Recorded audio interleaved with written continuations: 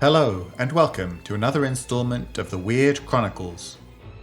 Each episode, we bring you tales of action and adventure from Malifaux and the other side. Dr. Douglas McMourning began his career as a coroner, performing autopsies for the Guild.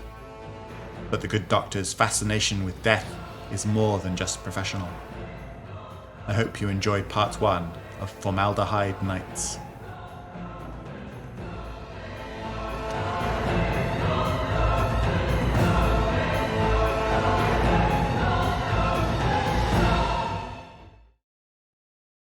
Formaldehyde Nights by Graham Stevenson.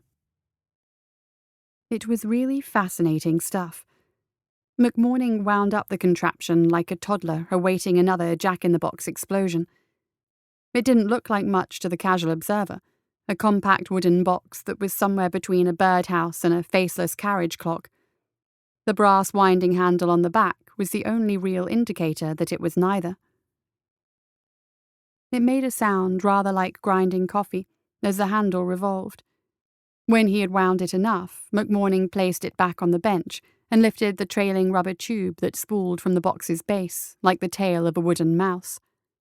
The far end of the wire ended in a small copper loop, and it was on this innocuous shape that the coroner's attention was now fixed.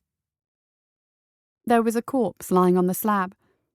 This assumption was an easy one to reach, not only through the pallor of said unfortunate, but also the fact that the top of his skull sat upturned to one side like a grisly bowl, and his naked brain lay revealed for all to see. McMourning had inserted a handful of long glinting needles deep into the wrinkled grey organ. He touched the copper circle to the end of the nearest needle. There was a crackle, and the Guild coroner's spiky hair became perhaps a fraction yet more erratic. As impressive a feat as this was, the box held further marvels. The corpse's left eyelid and upper left lip began to flutter rapidly. McMourning giggled at the faint smacking of cold flesh, and momentarily reminisced on the halcyon days of his childhood, when he and little Waldo Tuckett would hook fish out of the creek and bludgeon them with a club. He touched another needle. The corpse's right calf muscle and boot began to jitter, thumping and drumming against the slab. The next needle made the fingers of the corpse's left hand tick, tapping nails against the marble. The next caused the muscles at the base of the spine to convulse, and the entire body jackknifed, slumping back down to earth with all the grace of 140 pounds of meat. The heavy thud invoked another of the doctor's fond memories, this time of hooking little Waldo Tuckett out of the creek and bludgeoning him with a club.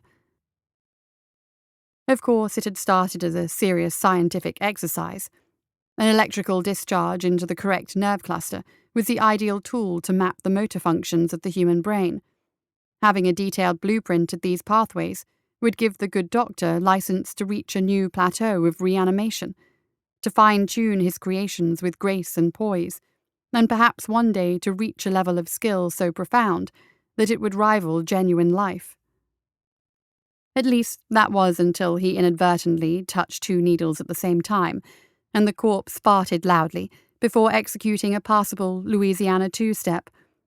McMourning was lost.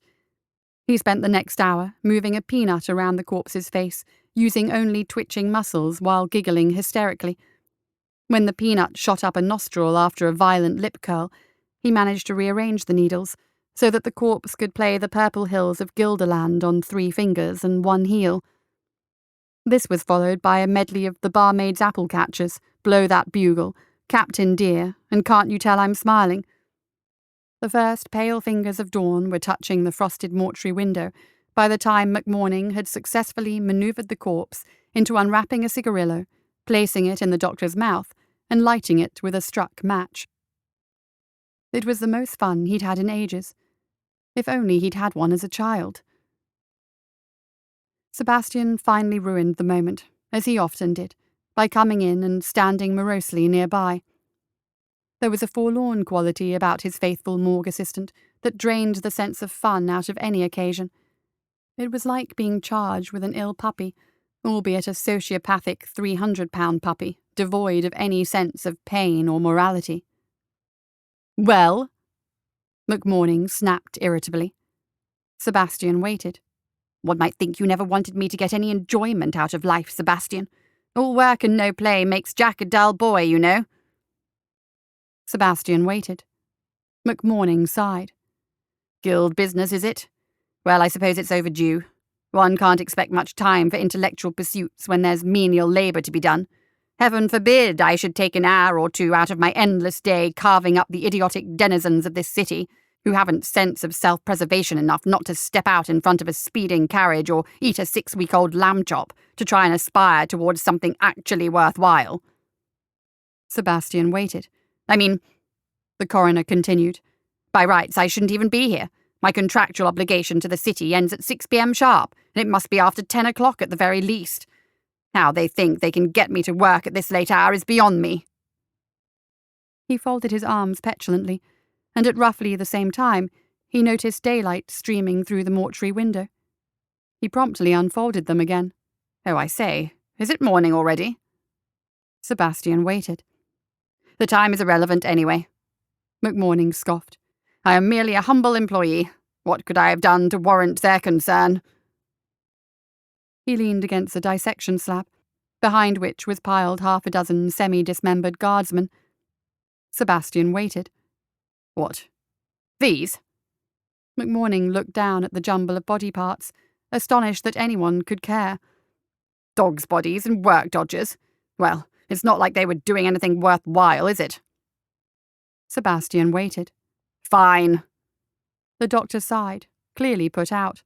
I should have known to expect apoplexy from an organisation that bemoans the appropriation of a few surplus mouth-breathers. Who is it? One of the staffing clerks? A departmental supervisor, perhaps? Sebastian waited. McMourning groaned. It's not a guild captain, is it? Sebastian waited. The coroner groaned again. It is, isn't it? It's a bloody guild captain. I might have known. He began picking up errant body parts and stuffing them into a bag. You'd think he'd have something better to do with his day than chase up this sort of thing. What will we have next? The governor's secretary looking for a missing pencil? After shoving a few more limbs into the bag, McMourning realised it was going to take a bit more effort to disguise his extracurricular activities. He dropped the bag and instead hauled a tarpaulin over the whole pile, bodies, slab, contraption and all. That'll do, he mused, at least until I can get a moment's peace to get rid of the bits. Sebastian waited. Well, don't just stand there gawping, McMourning barked. Bring him in. Sebastian left. And not by the scruff of the neck like last time, the doctor shouted after the huge shape as it moved through the anteroom to the hallway beyond. A little decorum, if you please. I am, after all, a professional. He smoothed down his hair, which proved to be a futile gesture, and waited, standing slightly self-consciously beside the irregular tarpaulin-covered hump.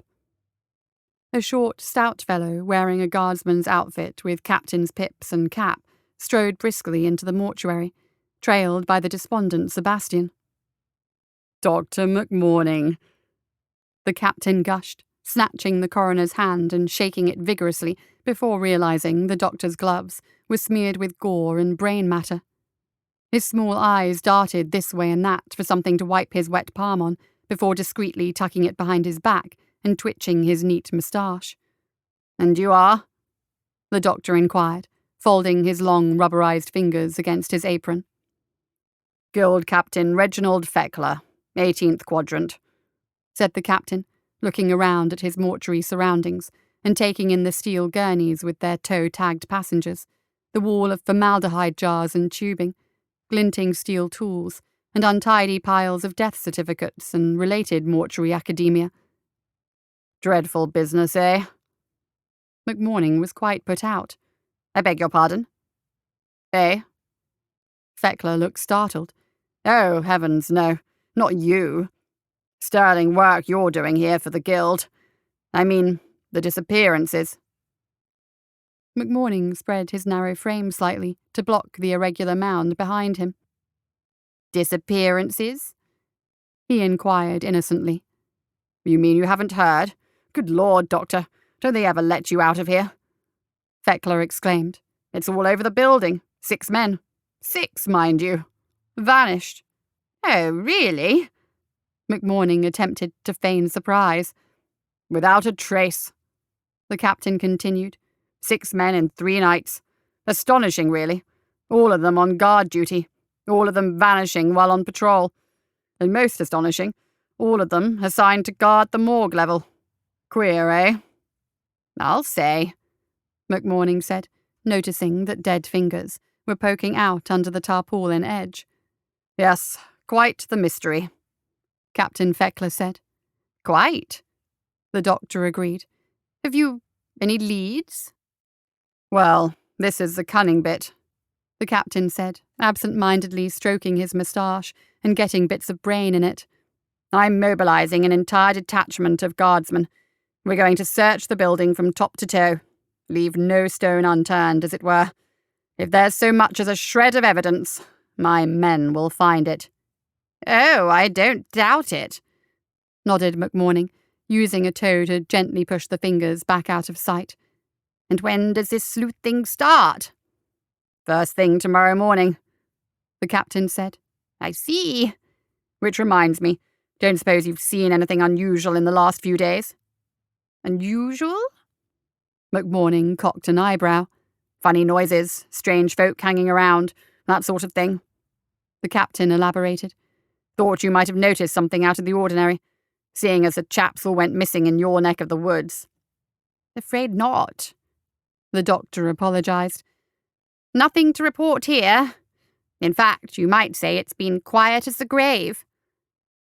The captain guffawed, blowing a spot of brain from his moustache onto McMourning's apron. "Oh, yes, very good." The doctor flashed him a huge wolfish smile. "Although I do confess that, being so isolated down here, my manners can get a little stiff." Captain Feckler slapped his thigh. "I say, Dr. McMourning, you're quite the card." "Well, I have a captive audience on which to sharpen my wit," the doctor said, "and I always knock 'em dead." The captain roared with laughter this time. "Excellent fellow," he spouted. "Well, must be off and all that. 200 men won't organize themselves." "Yes, well, good luck with that." As soon as the captain had left, McMourning ripped off the tarpaulin and looked down at the mountain of dead flesh with concern. "There's no way we can smuggle that lot out with the hornet's nest being stirred up by that buffoon Feckler," he said. Sebastian stood at his shoulder, his soft and slightly uneven eyes on the mound of dead men. "Jump in at any time," McMourning snapped sarcastically as the silence grew. "No, really, I'm all ears for any cunning plan you might wish to share that'd get us out of this mess." Sebastian looked at him. "Of course, I hold you responsible," the doctor continued. "You should have considered all eventualities of your actions, Sebastian. You will recall, I'm sure, that the exact words I used were, 'I'm bored, bring me something to play with.' I never said anything about guardsmen." Sebastian looked at him. No, you don't," McMourning warned him. "Those big puppy dog eyes don't hold any currency with me these days. You can't wriggle your way out of this one." Sebastian looked at him. Finally, the doctor sighed and grinned ruefully. "You sly dog. You always know how to twist your Uncle McMourning round your little finger. Very well. You are forgiven." Sebastian looked at him. McMourning threw a long, comradely arm around the silent assistant's shoulder and leaned close. "I've had an idea," he said. "Here's what we're going to do." It was fully dark before McMourning was willing to risk it, and even then he thought their odds were 50-50 at best. He was hovering in the doorway that led out to the mortuary courtyard, clad in a huge overcoat and wide-brimmed hat. He wasn't entirely sure why he was wearing such a clandestine outfit, but it had seemed to suit the flavour of their desperate endeavour. A few minutes ago, a squad of guardsmen had been lashed across the courtyard by the tongue of their barking sergeant, but now it looked all clear. McMourning reached back over his shoulder and made a beckoning gesture. On cue, 6 guardsmen moved out of the darkness, tramping noisily and in perfect, albeit rather stiff, synchronization. They stopped just outside the door, swaying slightly. Sebastian emerged behind them, still in his stained lab coat, his attention fixed on something held in his huge hands. It was a dark and cloudy night, which had been a godsend as far as McMourning was concerned. The less light, the better. He had done what he could, but it had been a rush job to get 6 bodies reassembled and reanimated in 10 hours. Everyone had 2 arms and 2 legs, although he wouldn't have put any money on the fact that they all had their own arms and legs. The uniforms were in poor condition too. He'd cleaned them up and sewn them back together, but it was under no illusion that they'd withstand anything more than a half-hearted inspection. Such slapdash and hurried reanimation normally only produced the lowest form of sentience. Barely mobile zombies did not make good guardsmen, no matter what the Steamfitters Union said. He'd solved that problem too, in a manner of speaking. A cluster of copper wires snaked from under the cap of each dead guardsman, twinning together into a leash that fed up to the wooden box in Sebastian's grasp. The contraption's electrical current had proven strong enough to override the zombie's inherent and rather sloppy motor control, but as with the uniforms, the doctor would prefer not to have to put that to the test. At least this way he could be sure they wouldn't attack the first living guardsman they saw. Not that McMourning generally considered this a problem, but it would make the current task more difficult. He'd only had time to place needles in a few brain areas, but with luck, that would be all they needed. "Right, it's clear," he whispered. "Let's go." He went down the stairs and started across the courtyard. Sebastian looked down again at the contraption, into which a number of carpentry nails had been driven, each with copper wires wound around its base. He began touching the copper loop to alternate nail heads that had March Left and March Right scrawled beside them in the doctor's spidery script. Immediately, the slouching zombies stiffened and began to jerk forward like puppets, alternate arms and legs pumping in rigid concert while the contraption buzzed. They tramped across the dark courtyard in a fair approximation of living men. McMourning hadn't had sufficient time to reattach all the wrist tendons and muscles, so each zombie guardsman had his rifle lashed to his hands with string, and the weapons swung loosely back and forth as they marched, looking more like majorettes than soldiers. At the far end of the courtyard, McMourning slowed. The stone walls yielded into a huge archway that led onto the street beyond. The archway's wrought iron gates were open, but there were 4 guardsmen standing casually around a sentry box on the left-hand side, smoking and chatting in the cold evening air. The doctor sidled up to his morgue assistant as the zombies marched up and stopped a short distance from the archway. "Right, here we go," he muttered. "Just keep them moving, Sebastian. I'll do the talking." Obediently, his orderly bent his head to the contraption and its cluster of shiny screw heads. McMourning hurried out in front of the dead guardsman and through the gate. "Good evening, gentlemen," he cried loudly, hoping to draw their attention away from the rather shambolic squad marching up from the rear. The guardsmen jumped as if shot and threw down their cigarette butts, scrambling for their weapons and trying to achieve some semblance of being attentive sentries. "Fear not," the doctor said. "It's only me." When they saw it wasn't a superior officer, the guardsmen relaxed. "Dr. McMourning?" one of them asked, trying to peer under the wide-brimmed hat. "What are you doing out here, sir?" "I'm just borrowing a few of your, associates," the doctor fumbled, to help me with some heavy lab equipment." "Well, we can help, sir," the guardsman said, resting his rifle against the sentry box. "No!" McMourning snapped, rather more urgently than he intended. "No! You need to stay here, to keep the gate guarded. No, it is all under control. You boys just stay where you are."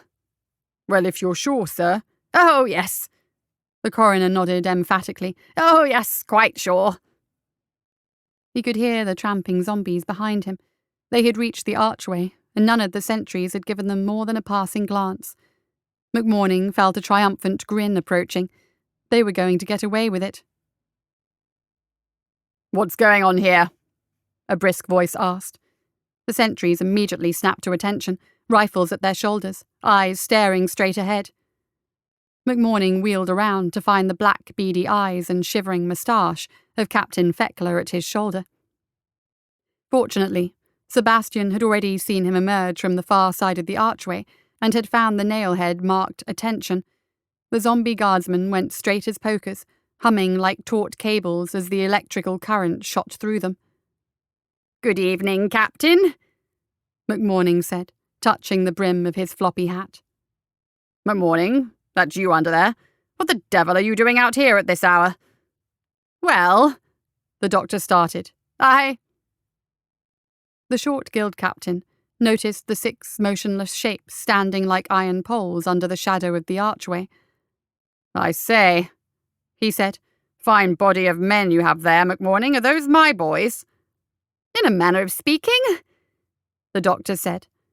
By some stroke of a sympathetic fate, the zombie guardsmen had stopped directly under the archway, and the street gaslights left them as black outlines against the courtyard stones. 6 armed men and 1 doctor in a trench coat sneaking around the mortuary courtyard in the dead of night," said Feckler, stroking his moustache. "What to make of that, eh?" McMourning raised a finger. "I can explain." "Initiative, that's what," the captain interrupted. "Initiative." "Well, precisely," finished McMourning, confused. "Want to muck in and help find the culprit, eh, McMourning?" Feckler chuckled, rocking back on his heels.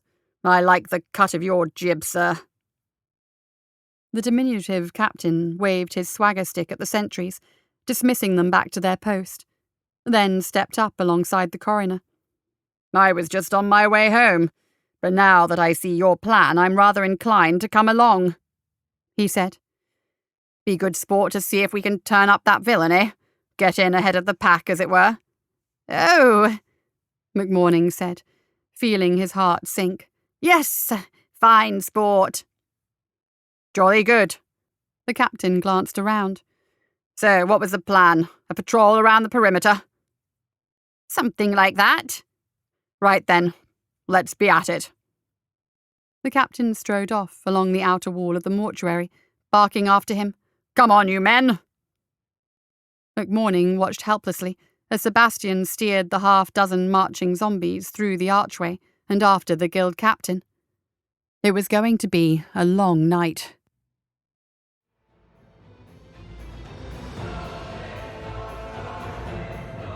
That's it for another episode of the Weird Chronicles.